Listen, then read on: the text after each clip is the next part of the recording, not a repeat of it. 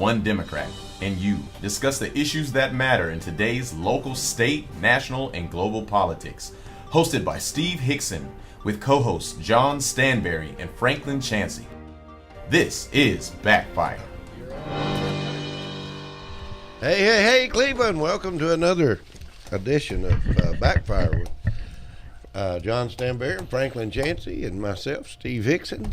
We're glad to be here with you. Good morning, everybody. Good morning. Hey, Steve. Looks like something's going on with the Habitat for Humanity. I don't know what it is. It doesn't look good by the headlines in our Cleveland Banner. Well, we don't really know very much about it yet. I hope that there are no significant problems involved because it's been a wonderful organization. It's done a really wonderful mission, made a difference for a lot of people over the years, and I certainly hope that there's nothing that's too serious involved, but I imagine, like most things, it will eventually bubble to the surface.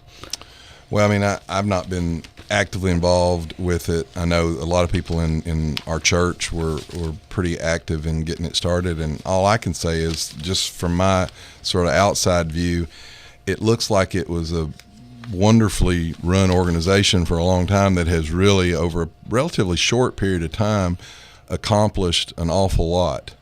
So I don't know. I just know that it looks to me like the leadership has been pretty good over the years. So I don't understand it. Well, it's a great organization, and I'm sorry that they're having problems. Sometimes things can be forgiven and worked out, but I hope that they can get everything done. Like I said, it's a great organization. A lot of people put a lot of sweat, heart, and soul into it, and I hope it all works out for everybody. Jeff Morlock, I know, is chairman of that board. So well, I think there's 100 people living in homes now that wouldn't have been without it. I think that's right. Yeah, it's not 100 people; it's 100 families. Families, right? Yeah. Well, 100 homes, over 100 homes have been built. Yeah, they've really done some wonderful things, and I'll say that I have a tremendous amount of respect for a number of the people who are on that board. So. I'm sure that whatever happens, they'll do a good job handling it. I hope it works out and it's not too bad. Anyway, with that being said, let's talk about the golf course issue. I'm reading about their, evidently the deal that they thought they had done with the lease company is not a deal, or possibly could not be a deal. So now they're screaming about trying to get the golf course open, and that people are paying membership fees. 12 of them. 12 of them. I mean, let's make sure we have all the facts there. I'm glad you said that, because, the way that it was talked about in the banner, it was talked about members are still getting. And that's from my memory, but I believe they said they had, about a dozen paying members. Well, and there's 100,000 residents of Bradley County? Let's talk about something. Basically, the guy that supposedly putting this deal together says he's having problems with his insurance carrier because of the springs down there or something, not wanting to carry this. I don't understand all the circumstances. But what's the next solution? They're acting like they're going to open this thing back up because there's a few people paying some dues, but it's losing $30,000 a month. Refund the dues. Yes, or quit taking them right now, or something. But I mean, why would you even think about opening it back up if it's losing $30,000 a month?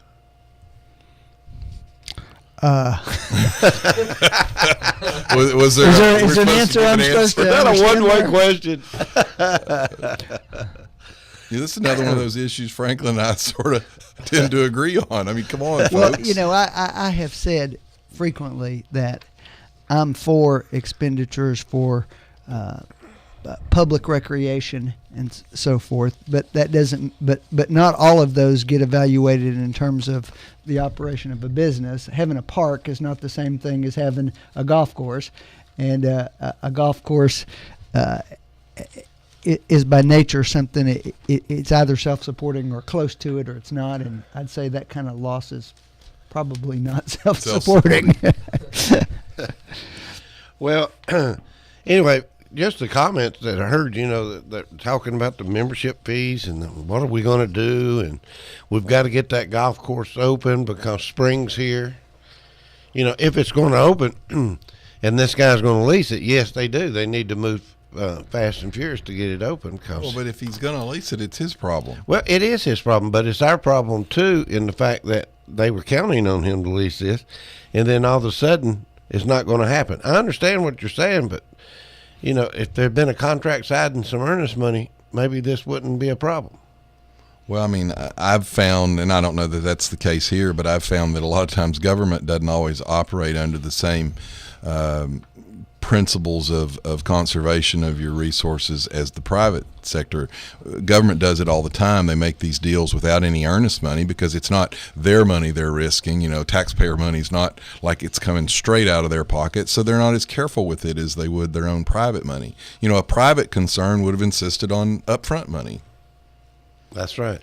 That's what I was, when I saw this falling apart, I was trying to figure out, well, is there something for him to lose out of this by not putting it together? He may have just gone home and had a nice dream and decided he didn't want to do it.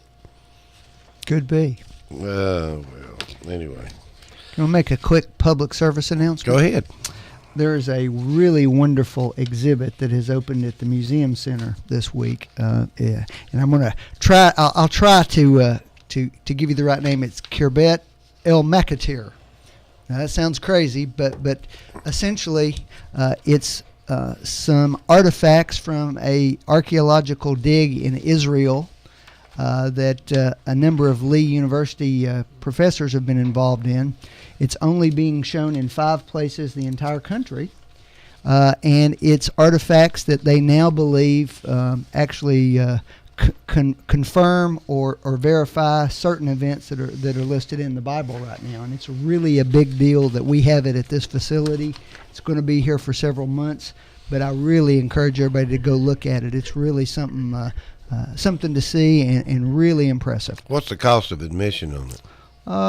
It's just a few dollars.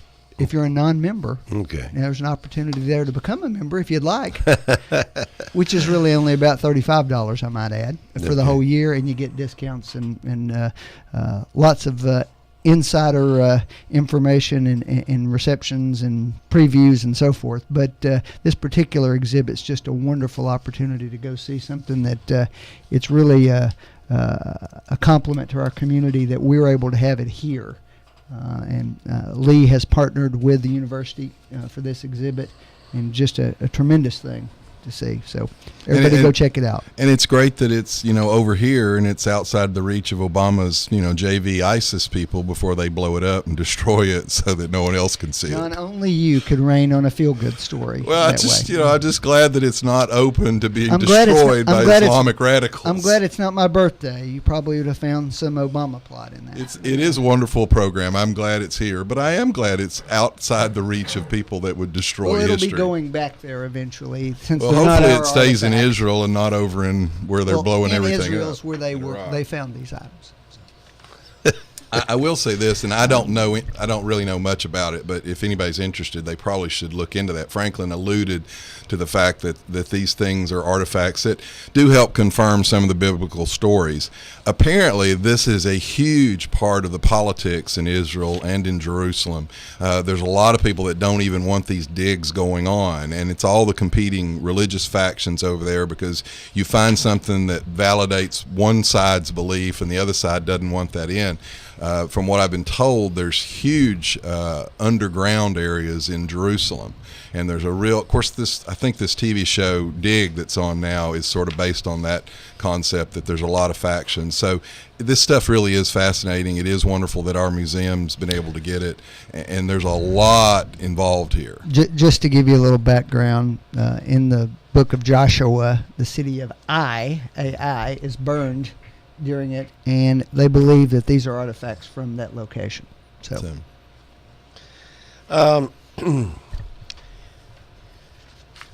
I want to say one thing here. I'll start this off, then I'm going to let you guys kind of ask a question to each other. But the Utah governor just approved executions by a firing squad. Yep. There's several other states considering it. That that's because they're giving them such a fit over the drugs that are being used. Well, not just that, but because of the problems about the drugs, a lot of the drug companies don't want to be involved in it, so they quit making the drugs. Mm-hmm.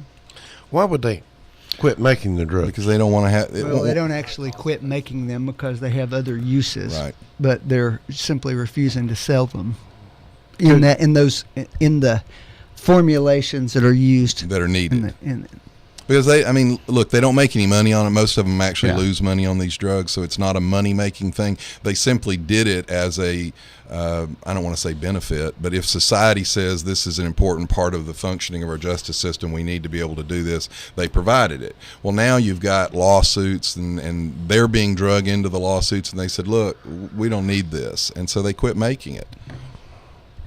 That's amazing. That's amazing that we'd go to a firing squad. Well, now let me say, I don't understand why it's amazing. amazing. We shouldn't have ever gone away from the firing squad. The firing squad is actually probably one of the most humane ways. It's probably one of the most efficient as far as money and cost ways. We went away from it simply because of the visual. We didn't like the visual of it's not a pretty visual sight. I guess we got away from the electric chair for the same reason. Well, now electric chair, I don't know a lot about. I haven't looked into the actual anatomy parts of how that functions. But a bullet, especially 7 or 8 bullets, is pretty much instantaneous death. I don't know about the electric chair. It seems rather harsh. Well, a bullet is instant death if it's in the correct spot. There's about 8 of them, so the odds of 2 or 3 not being in the right spot is highly unlikely. I thought it was one bullet. No, there's one fake bullet, Okay. and that's for the conscience of the firers. That if they've got 8 guns, one of them is loaded with a blank, and nobody knows where the one blank gun is. And so the idea is each one of those 8 people shooting can, in their conscience, say, well, I may have had the blank. And so that's actually just to allow them to have some Of course, peace. several good marksmen with lots of experience with those sorts of things said they could always tell which one when they fired the gun. I've hunted my whole life. I agree. Yeah. I think you can tell. But the point is that was why that was always done, was that theoretically someone could say, well, I had the blank. It's a little more complicated than that. And They did begin to have some trouble getting a group of people who wanted to do that. That doesn't mean they couldn't find anybody, but you get 8 people from some group, it wouldn't be surprising that you have some people in that who don't want to participate in that. And then they feel some pressure from above sometimes, not always, but to participate in this. And so I can see why that's a difficult thing to do. But somebody's also got to throw the switch that begins the medicine flowing. Mm-hmm. I mean, And they've had trouble with it's that. all semantics, How about the hangman? Somebody has to pull that lever. But on that you fall back to the story in the West was you wanted to be hung by the hangman. You didn't want to be lynched because the lynch mob was going to pull you up and you were going to suffocate, which could take 5 minutes or so. A hangman was going to place the knot in the right position with the right amount of slack to snap the neck. That was the point of that. So that was always the argument. God, please let me be executed by the hangman, not pulled out by the mob. Let me change the subject a minute and go back into something somewhat local. Hamilton County, Bradley County Schools, and 5 other systems have sued the state over school funding. They voted to sue the state over school funding if the Bradley County is one of the right. people who will be in that also. It's the big ones, Memphis, Nashville, Knoxville, Chattanooga. Actually, they and then did file suit yesterday. Right, and then about 7 others. Now, they met with the governor, and the headline yesterday where they were pleased after their meeting with the governor, but Franklin, they went ahead and filed? Well, it's been filed, but I agree with what you said, that they said they had a productive meeting that they were happy about. That doesn't mean they can't resolve it, so hopefully they will. Well, I don't understand what the suit is. Is it about them not getting enough money from the state of Tennessee? Personally, I think I don't know. It's hard because even as a conservative, if I say I think the counties ought to be left alone, you end up with a county like Polk County that doesn't have the same resources that another county has. And so the argument is that the children in a small rural county aren't going to be able to get the same type of education than the children in a wealthier county will get. And so this BEP formula was established to try to correct for that. The problem is then you get other counties that are paying a lot of money in and not getting as much money out. And so they say, hey, this is our money, and you're taking it and giving it to this other county. So, you fix one problem, you create another. Yeah, Hamilton County has alleged that they're losing basically $13 to $15 million a year that they should be getting.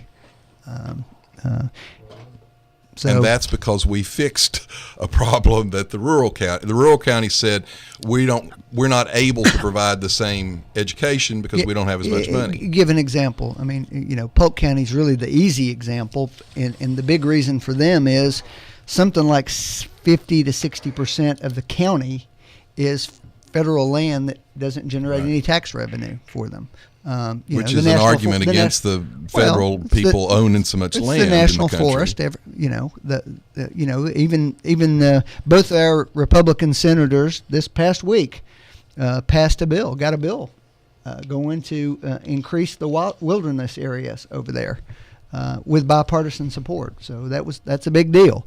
But still, nonetheless, that's an issue for them in terms of school funding. And there's an equal protection argument for children that go to schools that all the state schools ought to have at least a reasonably equivalent education available. Polk is actually a really good example because, like Franklin said, all this federal land, there are counties that are small rural counties that don't have this federal land that were already making the argument that our tax base isn't strong enough. But in Polk County, you have the added problem of the feds pulling a huge chunk of what little bit of land they had available for taxes out of the tax pool. So it's just, you fix it today and it springs up, another problem springs up tomorrow. It's always something. Always lawsuits. Well, there's some interesting numbers in an article about this lawsuit this morning. What is it? Well, Tennessee spends less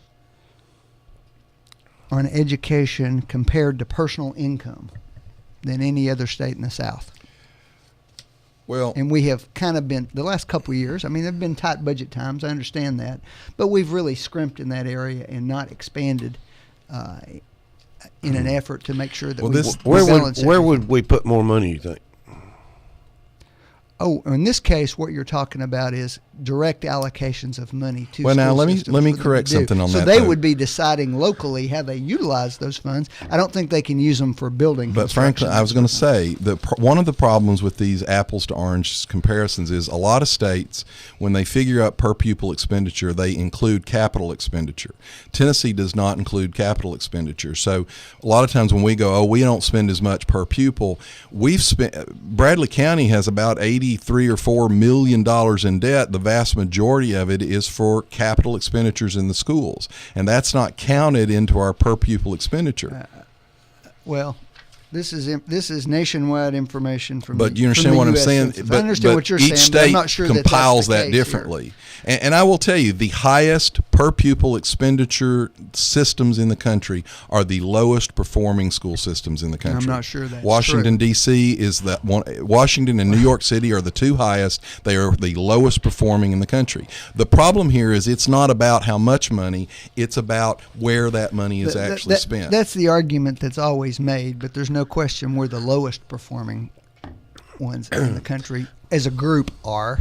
It's the South. Yes, there's no question, and we have far lower per pupil expenditure. But that's not why. We have demographic reasons for that. You go to New York City. This is a couple of years old, so it may be a little bit off. But at the time when New York was spending 11, 12, 13,000 per pupil, the Catholic school system in New York City was spending 2,500 per pupil and consistently outscoring the city system. Now they always make the proponent that private schools have the cream of the crop. The Catholic schools did not have the cream of the crop. They actually had some of the poorest people in the city in their system. Well, you may be able to pick out specific school systems. It was the largest school system in the country, Franklin. But if you look at state by state comparisons, we do not fare very well in any of those measures. But that is not, you and can't they fare make better that than we direct. do. You can't say it's because of the money, Franklin. There are all kinds of reasons for that. Let me talk about that a little bit. I've been talking to a couple of friends of mine that are retired school teachers and so forth. And part of the issues are, they're having to teach the statistical information that they're gathering is from all students, even if they speak English or not. When we're compared with other countries, they're not comparing apples to apples. They're comparing apples to oranges a lot of times. So we may look a little worse overall, but we're not. Also, some of the new trend in education, from what they're telling me, is they're really going after the top 20% of the students in the school and trying to work with them to try to get them a better education, and the rest of the kids are not being thought about. They're getting rid of the technical programs. Well, we ought to be increasing the technical programs. And they brought up some stuff when I went to school. They had auto shop. They had building trades, and all that stuff's gone now. And that they're trying to, everything that they're doing is for the top 20%. It's not the rest of the kids. So maybe. Well, there are all kinds of. I don't disagree with John about we ought to emphasize some more technical education to be available. I absolutely agree with that. This idea we keep talking about everybody ought to be able to go to college. Well, no, not everybody needs to go to college. And matter of fact, there are people in our society that have been out 15, 20 years that are earning huge livings with technical training, not college degrees. The new hot thing is robotics right now. Yeah, that somebody. Sure. Of course, now you're talking about some serious expenditures now in order to teach that. If you're talking about beginning that process in high school. Yeah, you might have to drop a few football coaches. There's another. You want to get into a hot button issue on a local level. Talk about sports. We build high schools, and the football stadium is finished before the chemistry lab is finished. And what does that say about our priorities? And I don't disagree. The administrators will say we can't do that, or the parents will pitch a fit. So I'm not fussing at the administrators about that. That is us as a culture. We'll spend more money and more attention on sports than we will on actually teaching the kids skills that they could earn a living with. Hold on, I'm going to take a phone call. Put your headset on. Okay, caller, you're live. Hello, Steve, John. Hey, this is Nicholas Lilios, Superintendent of County School. Just so happens while we're talking about schools, you called in. That's a great timing.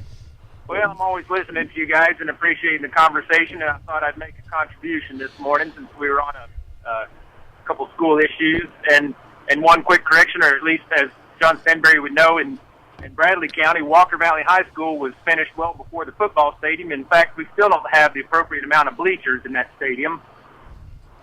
But, Nick, I will tell you, Walker Valley, when it was built, the football stadium was completed before the chemistry lab was.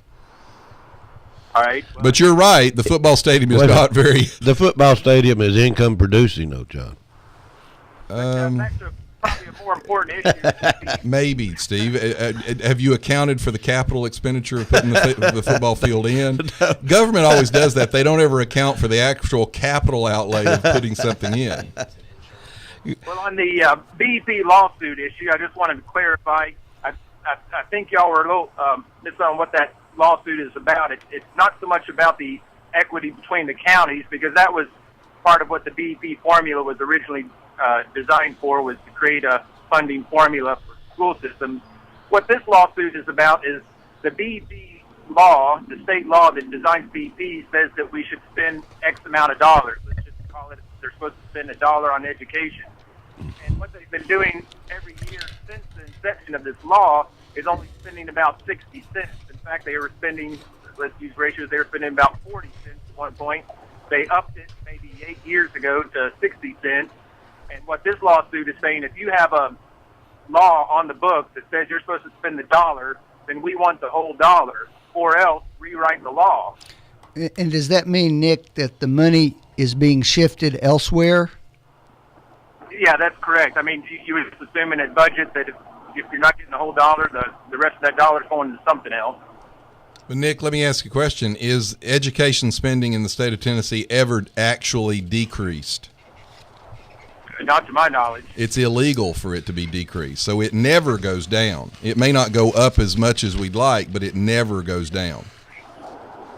Yeah, I'd agree with that. I mean, we're protected that we get the same amount of dollars each year. We can't be funded less. Now, sometimes we do get less as sales tax dollars go down, but the county appropriations to us have to remain the same amount of dollars. So we will see some fluctuation based on sales tax we've seen in the last few years. You all, as I remember it locally, you get the growth money, and that's been one of the things they'll say, oh, our money went down. Well, it didn't go down, but it's based on how much growth money we get. And so if we get more, you get more. If we get less, you get less. Yeah. But your overall spending is not legally allowed to actually decrease. So when you read about cuts to education, that's a cut to the amount of growth. It is not an actual cut. Yeah, John, that's right. Well, but expenditures for textbooks and supplies and so forth don't go down either, right? Yeah, but the problem is everybody lives under inflation, Franklin. The taxpayer lives under inflation. If inflation's higher and they don't get a raise, they actually did, lose spendable money. But the hard thing for me is these things are always sold as, oh, you cut our funding. No, you still got more money this year than you got last year. You just didn't get as much as you asked for.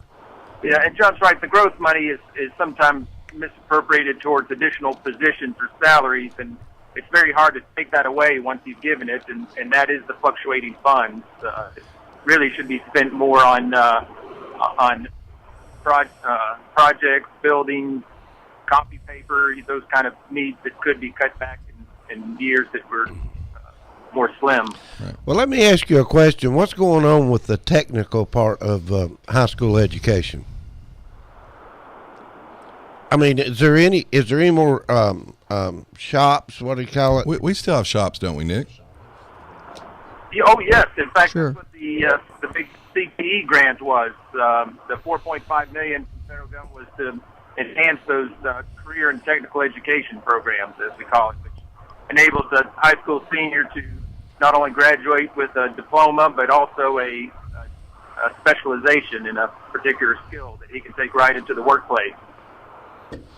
All right. Well, maybe I got some bad information.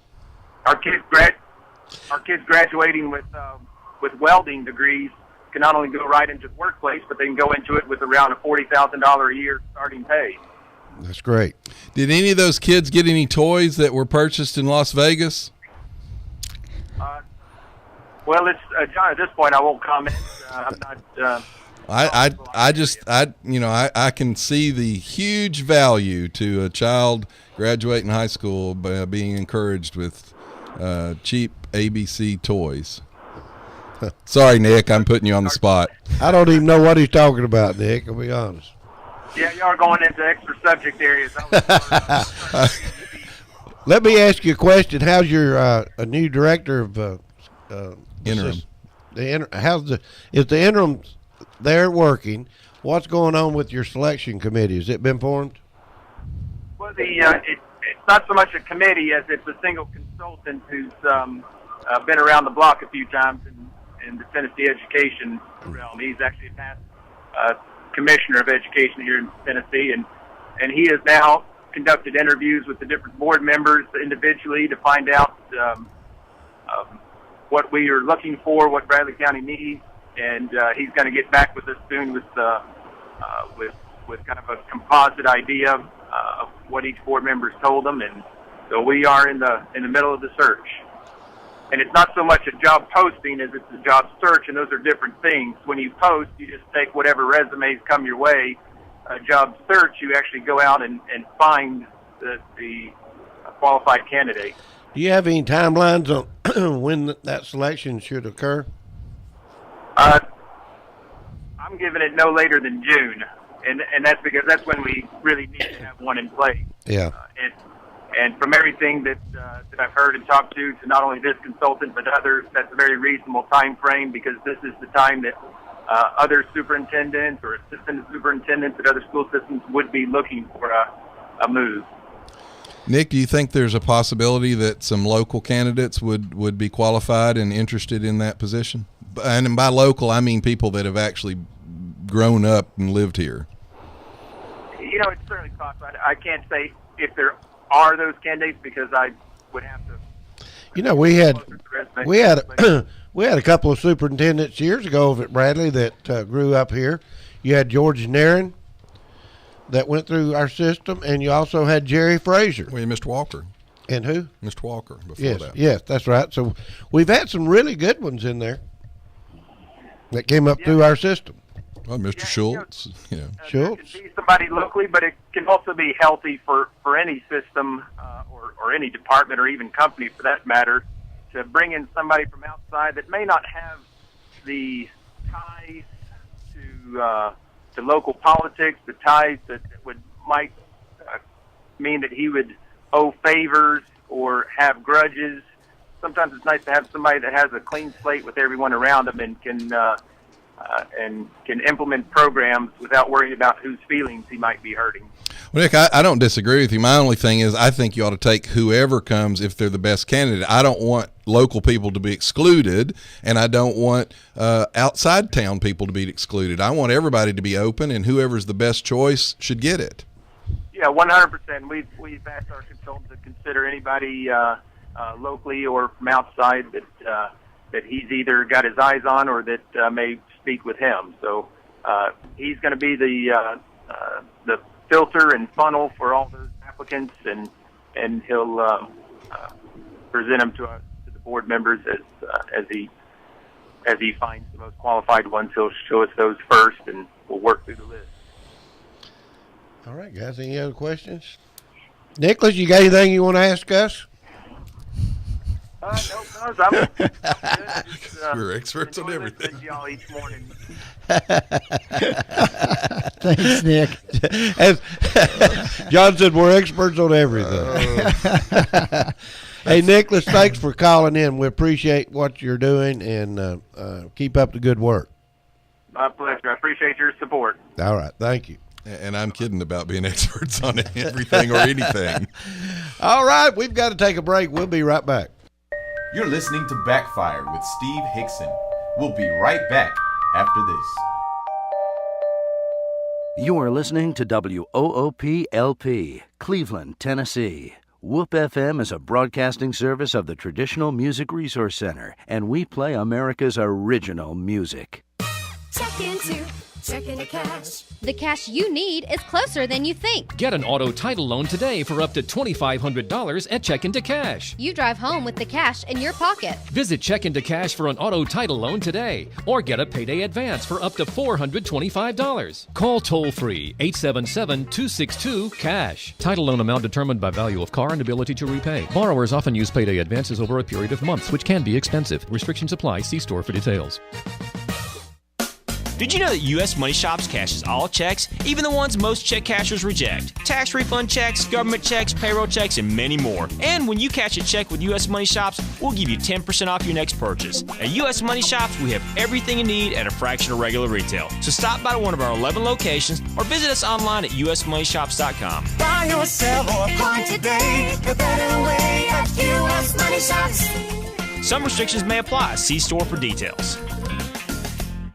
If you need a little green, Lending Frog is making deals. He'll lend you cash on any kind of wheels. Borrow just a little, or you can borrow big. Lending Frog is a new financial gig. It's hip to hop into cash. LendingFrog.com is making a splash. Dig it, dig it. Dig it, dig it. Download the new City app for information, discounts, and savings. To download, search cleveland.mycityapp.mobi on your smartphone. That's cleveland.mycityapp.mobi. The app's free, so what do you have to lose? Download the app today at cleveland.mycityapp.mobi. Hello, my name is Andy Figglestaller with Ed Jacobs & Associates. We are an employee benefit and insurance broker in business for the past 20 years. The new healthcare law, also known as Obamacare, has finally arrived. The law is complex and the choices are confusing. You have questions, we have the answers. It is our passion to find cost-effective solutions for every client. The solutions will be different for every person or business. Let our knowledge, experience, and passion go to work for you. Contact us today and let us assist you through this process. Our phone number is 423-473-0202, or you can find us on the web at edjacobs.com. Dr. Christopher Chase, with Associates in Plastic Surgery, now offers his patients the convenience of a Cleveland office at 2350 North Ocoee Street. Dr. Chase specializes for the ladies in breast augmentation, including lifts, reconstructions, and reductions, also tummy tucks or mommy makeovers, and facial rejuvenation, including facelifts, eyelids, brows, nose, and he also offers Botox procedures. Check out Dr. Christopher Chase. He is certified by the American Board of Surgery, the American Board of Plastic Surgery. He's a member of the American Society of Plastic Surgeons and the American Society of Aesthetic Plastic Surgery. Check their website out at aprs.md. That's aprs.md. Call for your convenient appointment in Cleveland at 624-0021. 624-0021. 2350 North Ocoee. That's Dr. Christopher Chase.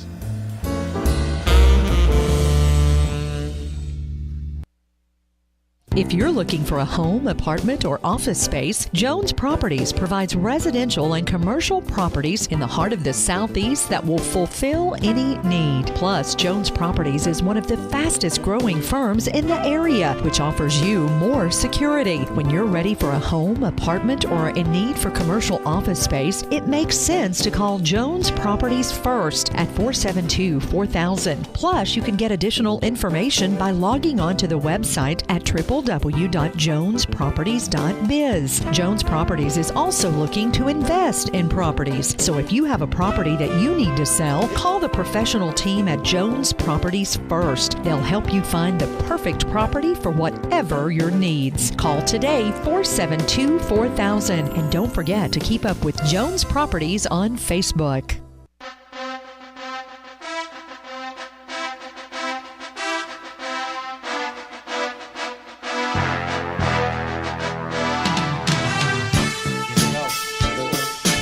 All right, welcome back to Backfire. We've got a guest came in the studio, Mr. Dan Rawls. He had a public announcement he wants to talk about. So go ahead, Dan, and give us your announcement. I appreciate it, Steve. I know most people in the community know Life Bridges and what Life Bridges contributes to the community. And as a lead into this, I will acknowledge my wife works for Life Bridges and is a director of physical therapy there. But Life Bridges is having what does Life Bridges do? You need to explain it because not everybody knows. Life Bridges deals with the mentally and physically handicapped in the community. They offer outwork programs. They also have housing units where they take care of people that have no family or the family's incapable of dealing with severely handicapped mentally and physically individuals. So it's basically a conglomeration of funding from private funding through state, federal, and a little bit of local funding. A lot of their stuff comes from charity and donations and stuff. But they, at one point, they were about the fourth biggest employer in Bradley County. So they have housing units all over the community where they keep and maintain and help to give a reasonable living space to the mentally and physically handicapped. Okay, thanks. Now tell us about the... This is a pancake breakfast. This would be the second one. The one last year was a huge success, and I think they raised in excess of $15,000 with this event. And what it does is that the people that don't have, there's several different types of situations there. Some people have insurance that cover, their health conditions and help pay for stuff. Some of them don't. And what this will do, this money will be raised to help those that can't help themselves. If someone needs a wheelchair and they don't have the insurance to cover that, goes into a fund to help those that don't have the money, that are in the system. Whether it's, it could be something as simple as support stocking. It could be as complicated as replacing a wheelchair and stuff. All right. When is the event again? It is Saturday, April 4th at between 8 and 10 a.m. It's at Aubrey's. And this is not just pancakes. It's pancakes, bacon, eggs, and a drink. This is not all you can eat. It's a single shot affair. We had last year it was excellent. It was packed. I'll be there serving. So if anybody wants to have their eggs and pancakes delivered personally, I'll be glad to do that. This is a great situation for only $5, and it helps the community, and this is how we should do things. This thing should be privately funded, to help the community instead of always going to the taxpayer through government systems, which is always actually, I was going to say, as a conservative that always says I want the government to stay out of as many things as possible, the other side of that is we have an obligation to help those who are truly needy in our society, and so I hope those of us, and then everybody that believes that we have a responsibility to our neighbor, will turn out and help not just this event, but a lot of the charity events in our community. And that's what we should do. As you said, this goes all the money from this. All of the space and the food is donated by Aubrey's, and this goes 100% to the benevolence fund. So all the money that is made at this event will go to help those that can't help themselves. All right, what's the date again? It's Saturday, April 4th, 8 a.m. to 10 a.m. And we'd love to have everyone come out. This coming Saturday. That's this coming or the next Saturday, following week from Saturday. All right. And you can buy the tickets. Let me give you a phone number where you can purchase the tickets. The number at Life Bridges is 472-5268.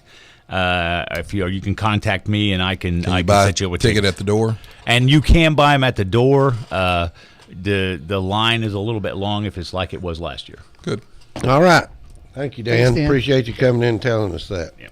All right, let's talk about what do you want to talk about? You want to talk about our nuclear arms deal with Iran?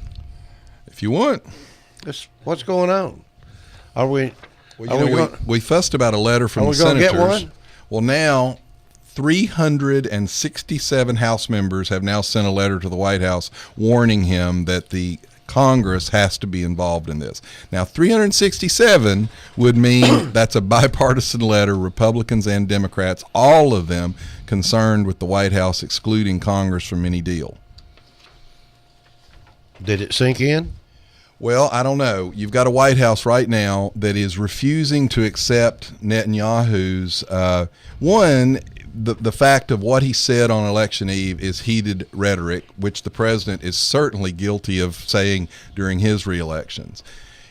Netanyahu has now tried to walk back a little bit and said, look, what I was saying was we have to have cooperation from the Palestinians. They've got to quit. One, they have to renounce Hamas, which they've been officially in bed with for the last year. The White House is still being ugly to Netanyahu about those comments. But here's the really cool part about this. This week, Iran's supreme leader, the Ayatollah whatever, led a group chanting "Death to America." And the White House defended that by saying, well, that's just rhetoric for the local, Iranian audiences. So Netanyahu talks about a higher percentage of Arabs turning out in the vote and talks about protecting Israel from Hamas, and that's unexcusable. But the Ayatollah Khomeini chanting "Death to America" is no big deal to this White House. I watched that last night. What in the world is going on there? I mean, what's going on? I mean, how can we negotiate with someone they're sitting there doing this kind of stuff? Iran is a lot like many other countries in the world in that they have some really competing factions inside their country. You mean like Netanyahu had? Sure, absolutely. Okay. Absolutely. Do you see any kind of... I'm sorry, was I talking? You John? were, Franklin. Okay. I'm sorry to interrupt. And there are elements in Iran, significant ones, because there are some demographic factors involved. Almost 50% of the country now is under 30 years of age in Iran. And a lot of those are the more moderate elements in that particular country. And the question is, what are the things we can do to help advance the input and the influence that those moderate elements have in that country? And what you don't know is that a lot of the political leadership in Iran has been educated in the West, England, in many cases the U.S. The top negotiator for Iran has a degree from, I think, MIT here. Which makes him more dangerous. Well, I agree with you, John. I mean, come on, Franklin. No. They can't excuse Netanyahu making a few comments, but they can excuse death to America by the leader who, despite all of your talk about all these guys being educated, who has the final say? Oh, the he Ayatollah. absolutely does. And he led a room chanting death to America, but somehow we think we're going to make an honorable deal with that guy? Well, it depends, John, on whether or not all of our major allies are in agreement. Well, right now, about France that deal. is more in agreement with Israel. When France is taking a harder line than America, we're really behind the 8 ball. Well, John, in that particular case, then, I suppose you would agree that we ought to wait to see if a final deal's reached, and then find out. Nobody knows what the deal. Do you know what the Do you know what the administration is supporting the French? No, I'm saying that this is a bad deal. And if you wanted that, Franklin, this administration would have to be putting the information out. Do you know what they're really mad at the Israelis for now? Because the Israeli security was snooping on the negotiations. Now, they knew that, and they weren't really bothered by it because we snoop on them. But what they got mad about is the Israeli intelligence has now been releasing details of the negotiations to our own United States Congress. The Israeli intelligence has given more information to the Congress about this deal than the White House has. That's a real problem, Franklin. If you have any actual proof that that's true, number one, you don't, just because it's been reported in a couple of questionable news sources. But number two, you're right. That kind of mutual spying amongst allies happens all the time. How long are we supposed to negotiate with them without any kind of a deal? Well, they're already in violation of the extension we gave them in the fall. No, they're not. Not according to the international observers who are watching it. And, what gets left out of this discussion is what's the reality and what are the alternatives? I mean, that's the fair discussion that we ought to be having. The fact is they have more capability now than is being contemplated under this agreement, whether you like it or not. According to the analysis right now under this interim agreement, they essentially could probably enrich enough uranium to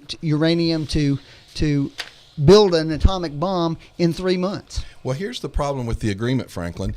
If we decide that they're in violation, the first thing that has to happen is they have to set up a protocol for figuring that out. That'll take a couple of months. Then they have to refer it to the UN's the watchdog agency. That will take a few more months. Then they have to refer it back to the council, the Security Council. That'll take it'll take 8 months to do anything. Guess what happens in 8 months? They've already got a nuclear bomb.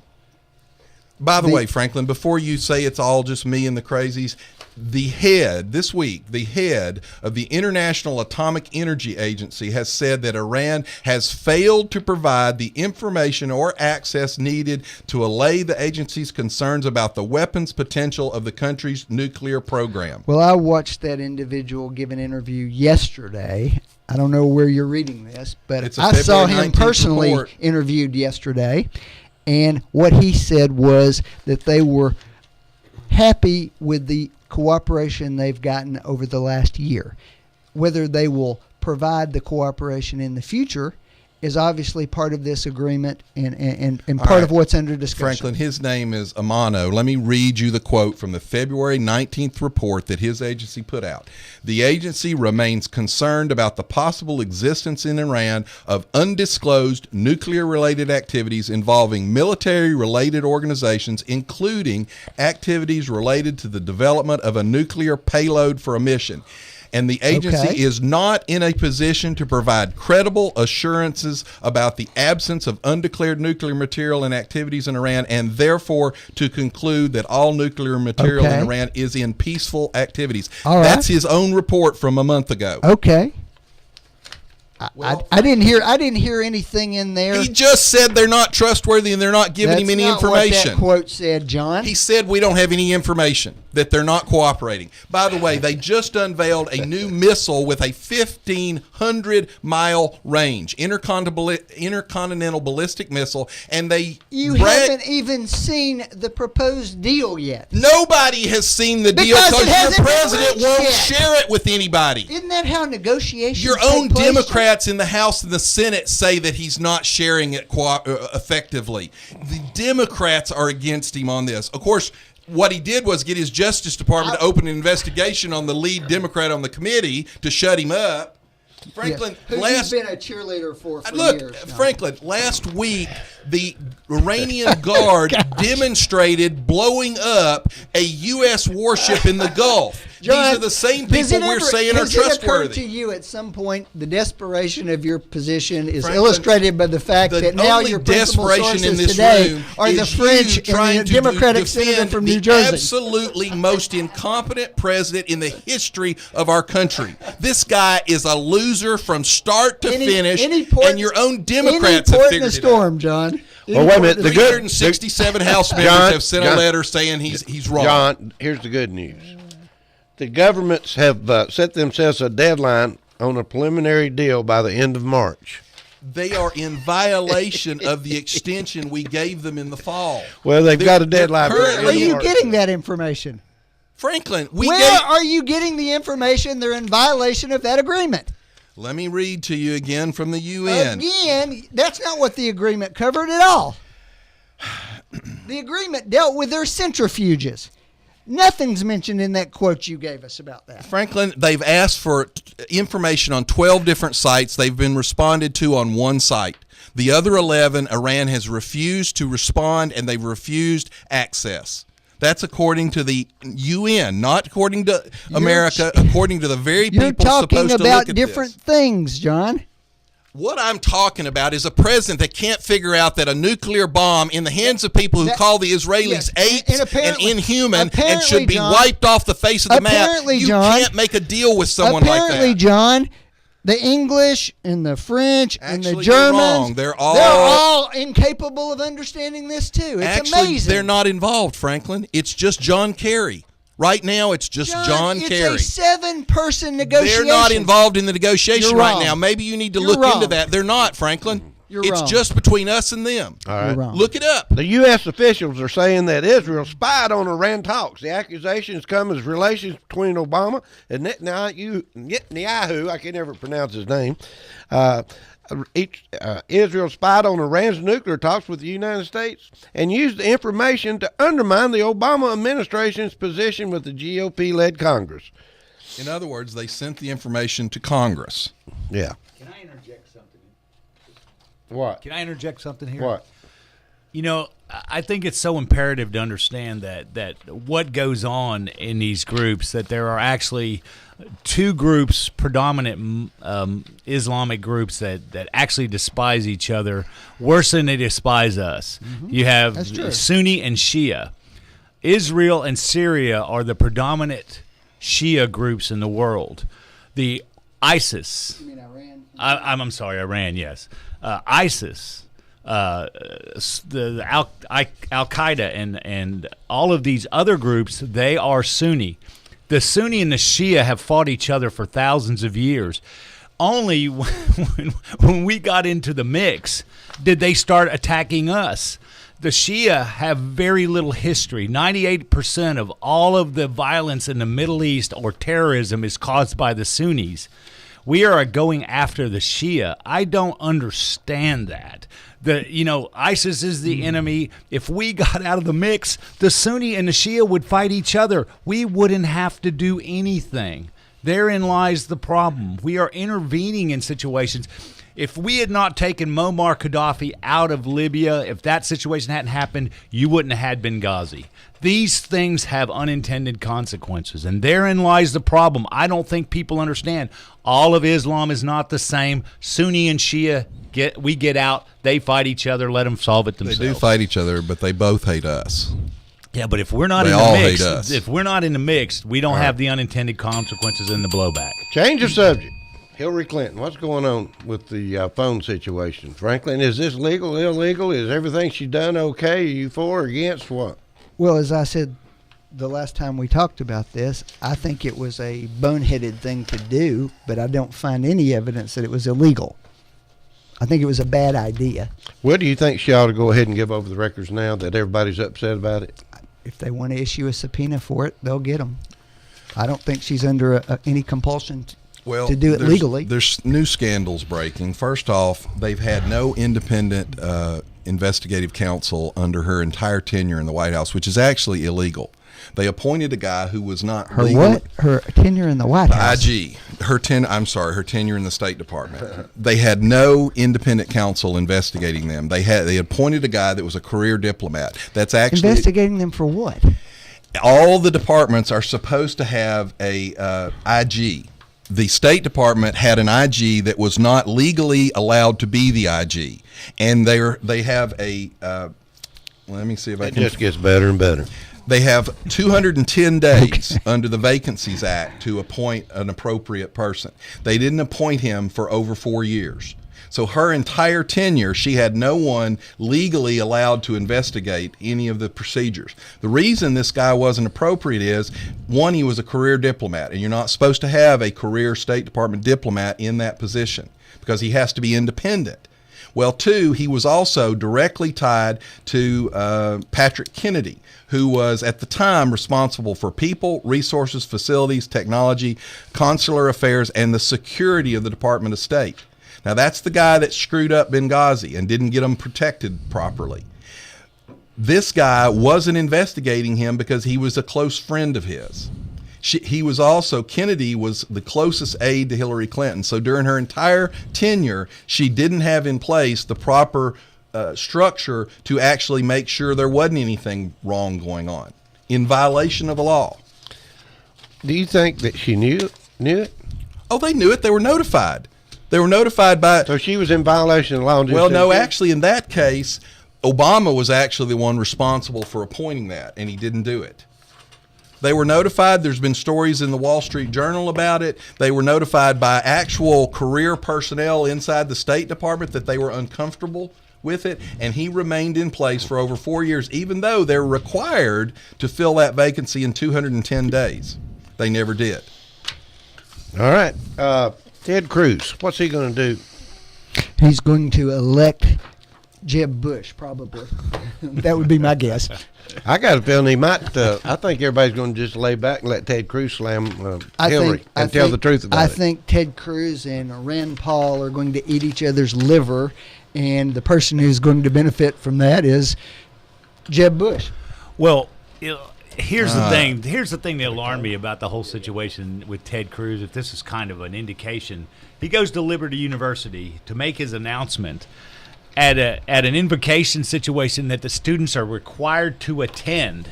They're required to attend. So to make it appear as if he has this a huge amount of support amongst the youth, and in reality that's not the truth. And I kind of agree. I think what you're going to see is on the conservative side of the Republican situation, you're going to have Rand and Ted Cruz going at each other, and you're going to have Jeb on the other side. I don't think it's going to end up Jeb. I think this will benefit someone like Scott Walker. I think it's going to help. I think it's going to help bring out. I think it's going to help bring out some of the truths about Hillary. They did fuss. One thing that was alluded to is you had some guys right behind him in Rand Paul T-shirts. We're coming, caller. And at first, some people fussed, but that's correct. They were required to be there. So if you're required to be there, you wear whatever T-shirt you want. All right. We got a caller on. Go ahead, caller. You're live. Please hang up and try. Uh-oh. They must have got tired of waiting on us.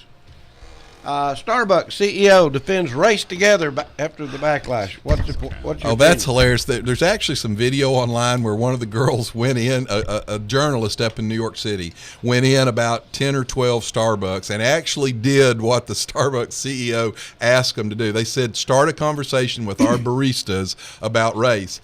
The video is hilarious to watch because people are like, look, the line's really long. I got to check people out. I don't know anything about that. I don't want to talk about it. It's hilarious to watch. And then it was a gigantic disaster on Starbucks. Yeah, why would he put days. that on his employees? I mean, that's ridiculous. A lot of the Starbucks are so busy. It's like they have time to. First thing is you're asking people who probably know very little about the actual subject. You want me to tell you why? It's ridiculous. How can you buy this kind of advertisement? Yeah, but it's not been good advertisement. You know, let's be honest. Well intended, but horribly executed. Wow. That's the answer. Not well thought out. I mean, he was trying to do a good thing, but it was not a good policy. Yeah, I'll agree with that. I just think that was terrible. The Obama administration has set a record again for censoring government files on outright denying access to them last year under the U.S. Freedom of Information Act. Well, they've now excluded their Office of Administration in the White House from the Freedom of Information Act requests. So the most transparent administration in history is now refusing to actually abide by them in their administrative office. Couldn't find documents and refused a record number of times to turn over the files quickly that might be especially newsworthy. Could you ring that bell, please? Are you ready to go? No, I just want you to ring the bell. It's taken 3 years, but you finally stumbled across a criticism of the Obama administration that I think is a valid one. Dun, dun, dun. Let me give you. I think it's reprehensible that we have government, state, local, whatever, that squashes transparency, and people should be alarmed at that more than probably anything else that's talked about. Yeah. All right, folks, that's another week of Backfire. Franklin's getting up. He's got to go to work. It's called a job. Franklin said, that's called a job. All right, folks, we'll see you next week. Bye-bye.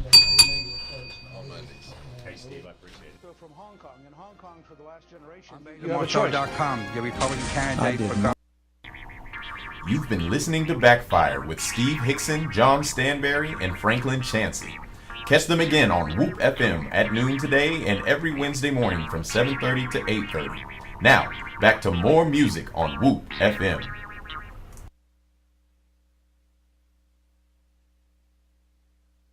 Even if you got some kind of dry skin, like a ringworm type syndrome that's on your skin, you take a little sulfurate and put it on there, and it kind of